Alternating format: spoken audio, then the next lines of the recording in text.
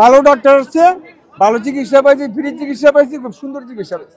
আমার ভালো লাগছে, এমন চিকিৎসা ফ্রি চিকিৎসা পাইছি, এমন আমরা সবসময় চাই যা সবসময় আমাদের করে। আমরা গরিব মানুষ হেলটা পাইলে আমার ভালো হয়। ডাক্তার ফ্রি ডাক্তার দিয়েছি, বিনামূল্যে ওষুধ পাইছি, এটাই আমার যথেষ্ট।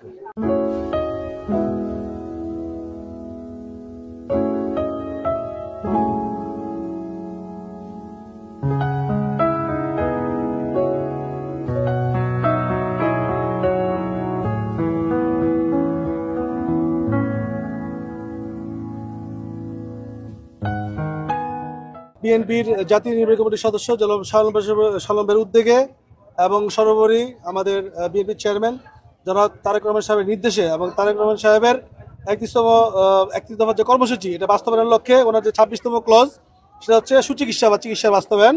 সেই উদ্দেশ্যে কিন্তু শালম ভাই আজকে এই 5ম ইউনিয়ন এবং 6ষ্ঠ অনুষ্ঠান, এই টোটাল এই সামগ্রিক এই কর্মসূচি, স্বাস্থ্যসেবা কর্মসূচির মাধ্যমে এই ফতুল্লা অঞ্চলে 5টি ইউনিয়নের প্রায় 15,000 মানুষ কিন্তু আজকে চিকিৎসা পাচ্ছে এবং ওষুধও পাচ্ছে। এবং শালম ভাই কিন্তু এই তার যে সামাজিক কার্যক্রম, এটা কিন্তু দীর্ঘদিনের এই ওনার কার্যক্রম, ওনারা এবং ওনার পরিবার প্রায় 20 বছর যাবৎ এই ফতুল্লা সত্র অঞ্চলে আফিজাল ফাউন্ডেশন এবং জান্না ওয়েলফেয়ার ফাউন্ডেশনের মাধ্যমে এই ধরনের সামাজিক কর্মকাণ্ড পরিচালনা করে আসছেন। তো আজকে টোটালি 17 জন ডাক্তারের সমন্বয়ে এই বক্তবলী যে নদী বিধৌত অঞ্চল এবং কিছুটা জেলা শহর থেকে দূরে সুবিধা বঞ্চিত যে মানুষ, এই মানুষের জন্য কিন্তু 17 জন ডাক্তারের সমন্বয়ে আছে এই চিকিৎসা কার্যক্রম চলছে। এবং এখানে বরাবরের মতো এখানেও ফ্রি মেডিসিনের ব্যবস্থা করা হয়েছে। ইনশাল্লাহ শালমের পক্ষ থেকে এই ধরনের মানবিক এবং সামাজিক কার্যাবলী অতীতে ছিল, বর্তমানে হচ্ছে, ভবিষ্যতে হবে ইনশাল্লাহ। এবং আমরা সকলেই আমরা প্রত্যাশা করি এই ধরনের প্রার্থী ইনশাল্লাহ বাংলাদেশের রাজনৈতিক দলগুলো তারা বিভিন্ন বাংলাদেশ সহ আমাদের এলাকা সহ সব জায়গায় তারা দিবেন ইনশাল্লাহ, যারা সামাজিক কাজ করবে। ওই জাতীয় সংসদ নির্বাচনে যেহেতু এটি নারায়ণগঞ্জ 4 আসন পড়েছে, এই 4 আসন থেকে আলহাজ শাহ আলম সাহেব নির্বাচন করবেন এবং উনি নমিনেশন পাবেন।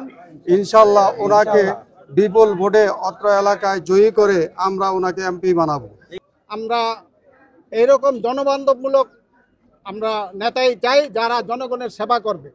এই লক্ষ্যে আমরা বক্তবলীর জনগণের পক্ষ থেকে এবং আমার ব্যক্তিগত পক্ষ থেকে শাহ আলম সাহেবকে অভিনন্দন জানাই এবং ধন্যবাদ জানাই। এই এলাকার মানুষের সাথে তার আত্মার সম্পর্ক, তাদের পরিবার যে দানশীল পরিবার, সেটা নারায়ণগঞ্জের মধ্যে স্বীকৃত। পাকিস্তান আমল থেকেই তারা দানশীল। আমরা আশাবাদী আগামী জাতীয় সংসদ নির্বাচনে উনি বিএনপির মনোনয়ন প্রত্যাশী।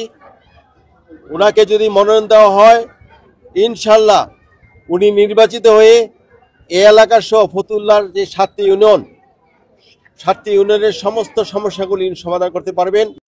স্বতঃস্ফূর্তভাবে সবাই এখানে এই সেবা উপভোগ করতে, আমরা বক্তবলীবাসীর পক্ষ থেকে এবং আলিপ্রিকবাসীর পক্ষ থেকে আলহাজ শাহ আলম সাহেবকে ধন্যবাদ।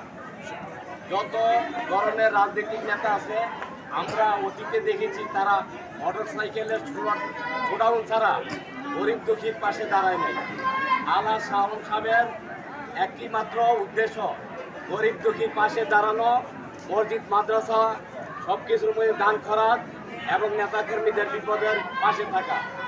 আমি বক্তবলী ইউনিয়নের বিভিন্ন পদে বিভিন্ন সময় ছিলাম।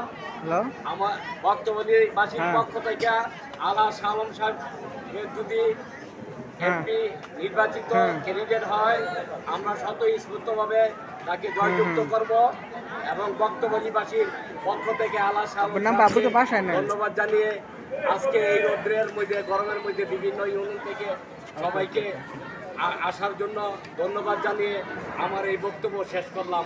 আল্লাহ হাফেজ।